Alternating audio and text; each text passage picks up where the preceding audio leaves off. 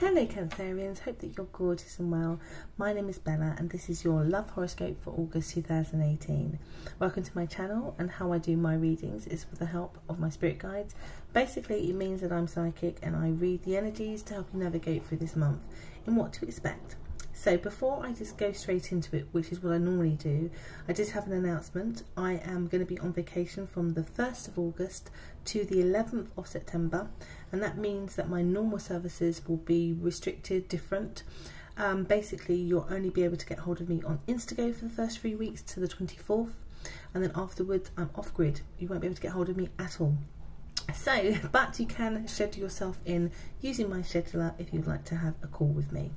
So you gorgeous people, what's coming up for you to be considering this month? So Cancerians, your reading is about having awareness about, and I've noticed this with all the star signs, so it's definitely a theme in August energy around how our behaviours affect the outcomes to things. Sometimes it's about our behaviours and sometimes it's about other people's behaviours. So what I've noticed when I've done other people's star signs is sometimes some star signs are watching how other people behave, and some star signs have to watch their behaviour because it can have a knock-on effect.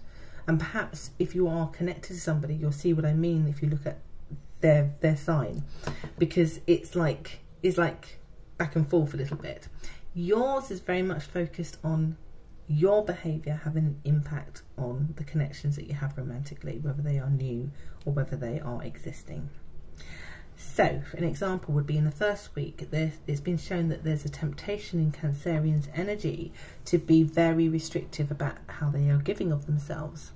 So pulling back, not being mindful, being busy and preoccupied with other stuff, but overall a real restriction in what it is you give out in a relationship.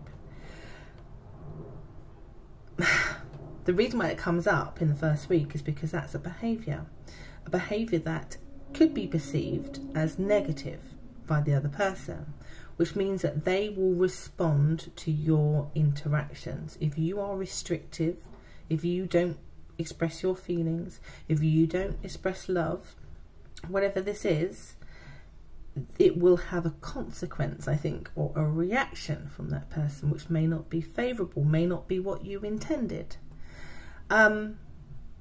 Because I get, and the reason why I do these readings is so if there's insight that helps you navigate around that, or for you to have awareness so that you stop yourself doing that and to be more mindful, to be more giving, then you can avoid this situation.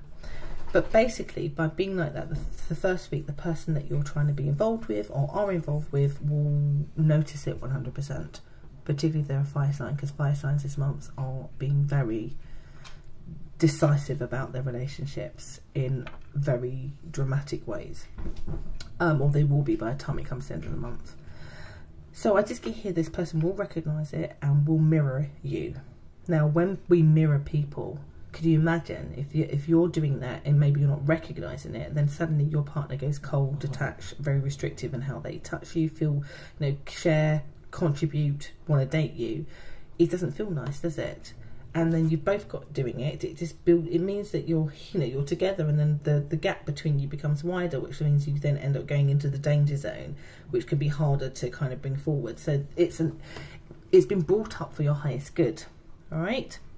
As you get into the second week, if you haven't listened to that, like I said, the gap just gets wider, and and it depends on when you're seeing this video. Quite frankly, you could be coming into this in the second or third week going, oh God, now I understand why that person suddenly became cold on me, because actually they're mirroring something that I'm giving out. I get here that some of you don't understand, and because of that,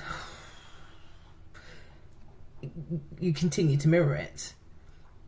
If you can listen to what I'm saying and try not to do that, and to give little tokens of generosity, and I know sometimes it can be really hard because you may not entirely be meaning this at all. It could be you're so distracted with a new baby, you're distracted because you're starting a new job and you need to give the focus there. They're just saying here, just little things like a cup of tea, or you know, a little text message saying, hey sexy, you're on my mind, really makes a difference. So you really consciously have to make an effort.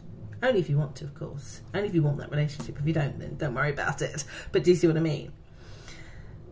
Because my guide's saying here, you cannot get confused by the other person's reaction to you. And so they're trying to make you have self-awareness that anybody that's reacting in a certain way to you is only reflecting back what they're getting.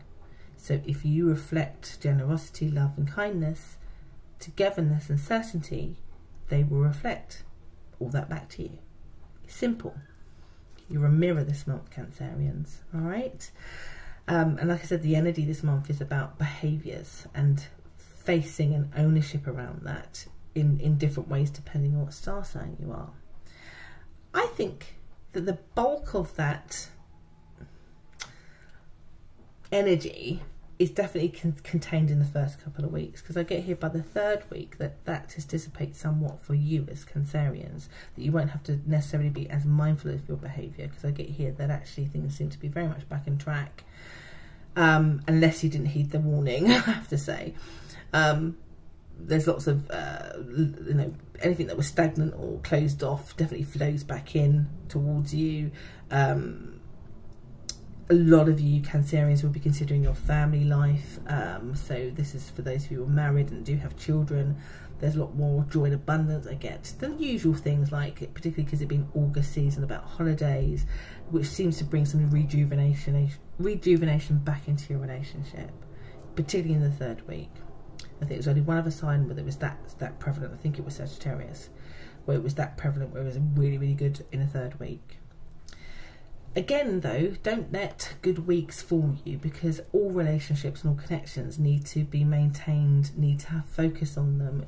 They're work. It's like a job. You have to keep watering those flowers. If you don't water the flowers, they're going to die. So my guides are saying here that week should encourage you, but don't be naive that you still have to put some effort in, because in the fourth week, and again, this is really unlike you Cancerians, and I'm not grasping in particular why you feel the way I'm going to explain in a minute, and maybe it's because it's a general read, I can't, but you suddenly feel a little bit like, depressed is a bit of a harsh word, but it's almost like you suddenly doubt everything, doubt the happiness, doubt. It's like a real mood shift, a real shift in mood. It's almost like you can't see all the possibilities, and maybe it's something that's particular to your star sign that is affecting that. But and again, my guys, the other thing my guys are saying here is because you're still taking some sort of love offer or love advice in the wrong way. It's a little bit like, this is probably a terrible analogy, but it's the only one that I can give. If you're with somebody and it's going really, really well, and then one day they say to you, oh, you know, do you think you should wear those trousers because they do make your bum look big? Which I know if you say it to a woman, that's not the best thing to say. Albeit they said it from a place of love and wanting the best from you, it touched a nerve that all you'll think about is they think I'm fat.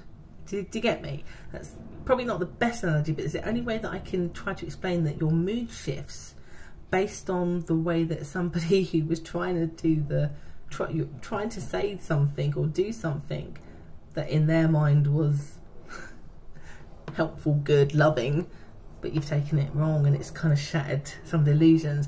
The reason again why that's brought up is because I think my guides want you to lighten up about it and to take it not so seriously, because it doesn't need to be, and you're running the danger of being that mirror again, because you may display it in your behaviour.